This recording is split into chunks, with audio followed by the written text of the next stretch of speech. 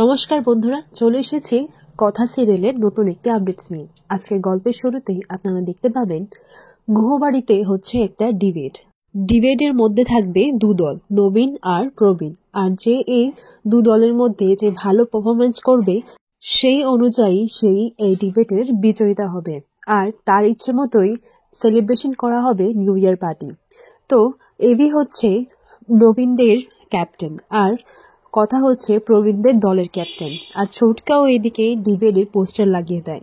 এইদিকে চিত্রা জানায় যে মিহির এই ডিবেটের মধ্যে থাকতে পারবে না। ওইদিকে বড়দা কি করে কোম্পানিটা চালাচ্ছে সেটা তো আমরা ঠিক জানি না, তাই বড়দা কি একা পারবে? তাই মিহিরকে এখান থেকে বাদ দিয়ে দাও।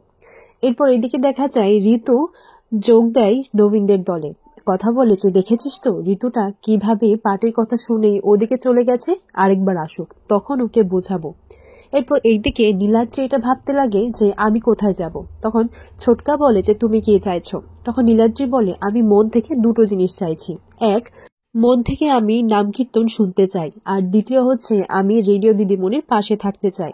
এরপর ছোটকা বলে আচ্ছা ঠিক আছে, তুমি তাহলে পিয়ার পাশে গিয়ে বসো, আর বাকিটা আমি ম্যানেজ করে নিচ্ছি। আর এই ডিবেট প্রতিযোগিতার জাজ হচ্ছে আমাদের কর্তা দিদা, আর ইনি জাজমেন্টে জানিয়ে দেবেন যে কে আসলে বিজয়িতা হয়েছে। যখন কর্তা দাদু কিছু বক্তব্য রাখতে যান তখন বলে যে এই নাও, এই রুমালটা রাখো, কারণ তুমি তো তোমার নাতিদের পক্ষে এক চোখ হয়ে থাকো। আমি কিছু বলতে গেলেই তো তোমার চোখ ফাল্লাবে, ঝাপসা হয়ে যাবে, তাই এই রুমালটা রাখো। এই কথাটা শুনে কর্তা দিদা বলে আমি কখন সবাইকে এক চোখ হয়ে দেখলাম? আমি কিন্তু সবাইকে সমানভাবেই দেখি। এরপর কর্তা দাদু বলে সে তো জানাই আছে। এরপর কর্তা দাদু ওনার বক্তব্য শেষ করেন। এরপর এভিও বলে যে এখন আমারও কিছু বলার আছে। তখন এভি বলে যে নিউ ইয়ার মানেই হচ্ছে নতুন এনার্জি, আর সেই এনার্জিটাই হবে পার্টি দিয়ে, তাই আমরা পার্টি করব।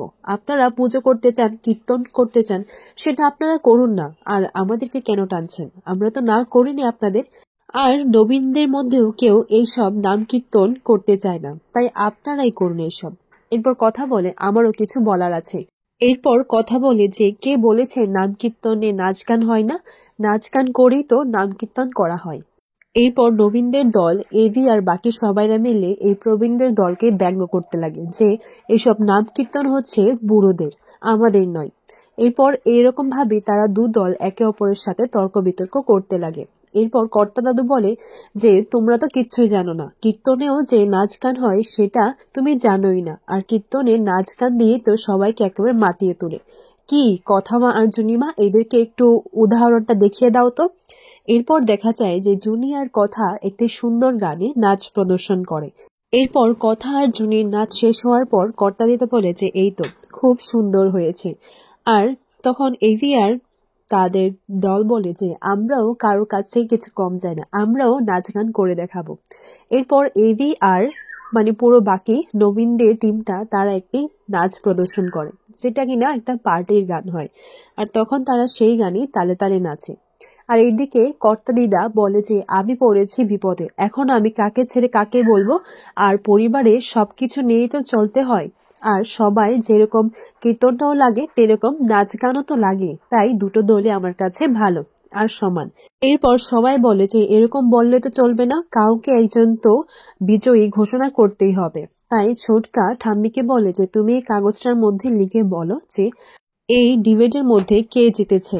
এরপর কর্তা দিদা একটা চিটের মধ্যে লিখে দেয় যে কে এইটা জিতেছে।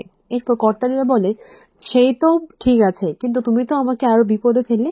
কিন্তু হ্যাঁ, জাজেসরা তো রায় জানিয়ে এখান থেকে চলে যায়, তাই আমিও চলে যাব। এরপর চিটের মধ্যে লিখে উনি বলেন যে আমার অনেক কাজ পড়ে আছে, আমি এখান থেকে যাই বাবু। এরপর ছোটকা পড়ে শোনায় যে চিটের মধ্যে লেখা ছিল, সেইখানে লেখা ছিল যে আমাদের নাতনিদের চাইতে আর কেউ ভালো নয়, আমার নাতনিরাই সেরা।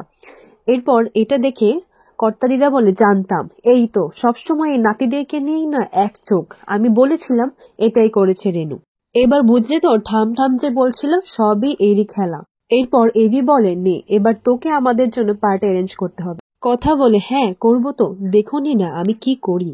আর আগামী পর্বে আমরা দেখতে পাবো এভির চোখে সাবানের জল চলে যায়, আর কথা এভিকে চোখে ভাব দিয়ে দিচ্ছে। অগ্নি বলে যে আমি কি বাচ্চা নাকি, ছোটবেলায় মাও আমাকে এরকম ভাবে চোখে ভাব দিত। এরপর কথা বলে আপনি তো বাচ্চাই, আপনি বড় কবে হলেন? আপনি যদি বড় হতেন তাহলে কি আর পার্টির কথা বলতেন?